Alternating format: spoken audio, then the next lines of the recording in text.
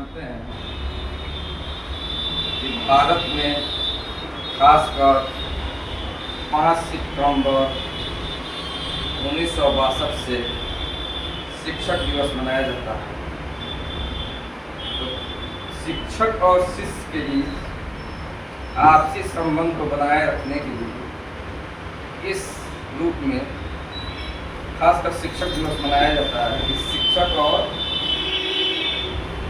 शिष्य आपस में आपसी समन्वय उनका बना रहे और वो अपने शिक्षक के मार्गदर्शन पर सही ढंग से चले। लेकिन हमारे देश के प्रथम उपराष्ट्रपति सर्वपल्ली एस राधाकृष्णन और दूसरे राष्ट्रपति के रूप में सेवा करने वाले राधाकृष्णन के जन्मदिन के अवसर पर शिक्षक दिवस क्यों मनाया जाता है, तो आप लोग ध्यानपूर्वक सुन लीजिए कि सर्वप्रथम शिक्षा के क्षेत्र में एक क्रांति लाने का श्रेय जो जाता है वह राधाकृष्णन को ही जाता है, क्योंकि उन्होंने भारत के संस्कृति के बारे में, भारत के शिक्षा के बारे में और संस्कृति के बारे में विदेशों में जाकर काफ़ी ढंग से उसका विस्तार रूप से गुनगुन पर प्रचार प्रसार किए और बच्चों को, अपने शिष्यों को उत्साहित किया कि आप लोग जो है अनुशासित बनिए, अनुशासन के दायरे में रहिए। खासकर सीखने का कोई उम्र नहीं होता है। ये मत आप लोग समझ लीजिए कि हम जो जान गए, सीख लिए, तो आपकी शिक्षण की समाप्ति हो गई, ऐसी कोई बात नहीं है। आप लोग समझते हैं कि हम जो सीख लिए या कोई चीज़ पा लिए, अपने लक्ष्य की प्राप्ति कर लिए, तो हमारे लिए सीखना आगे कोई ज़रूरत नहीं है।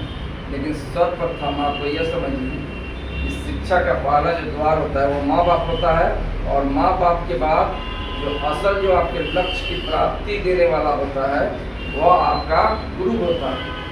इस आपसी समन्वय को बनाने के लिए, आपसी संबंध को कायम रखने के लिए आज से नहीं, 5 सितंबर 1962 ईस्वी से शिक्षक दिवस के रूप में, एक क्रांति के रूप में मनाने का शुरुआत हुई कि गुरु और शिष्य के बीच अनुशासन बना रहे। यह नहीं कि आजकल के जो बच्चे हैं 21वीं सदी के, गुरु के सामने बदतमीजी करते हैं, फिर उसको सम्मानित करते हैं। ऐसी नहीं होनी चाहिए। आप किसी से भी सीख सकते हैं, वह बच्चा हो या बड़ा हो, या आपका गुरु हो, या आपका बड़ा भाई हो, या माँ बाप हो। सब शिक्षण का क्या है? एक द्वार। सीखने का कोई उम्र नहीं होता है और ना सीखने का कोई समय होता है। शिक्षण एक ऐसी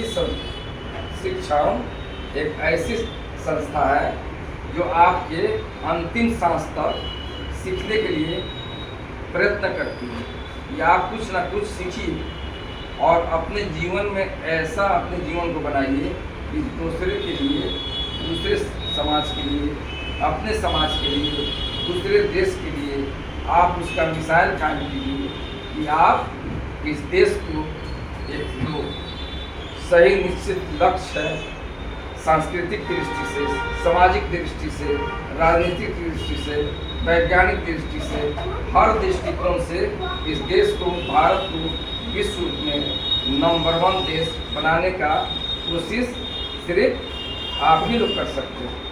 जो बच्चा क्या है? इस देश का भविष्य है। इसीलिए कहा गया है कि आप लोग किसी भी आदमी हो, उसका सबसे पहले उसको रेस्पेक्ट करना सीखिए, उसका सम्मान करना सीखिए।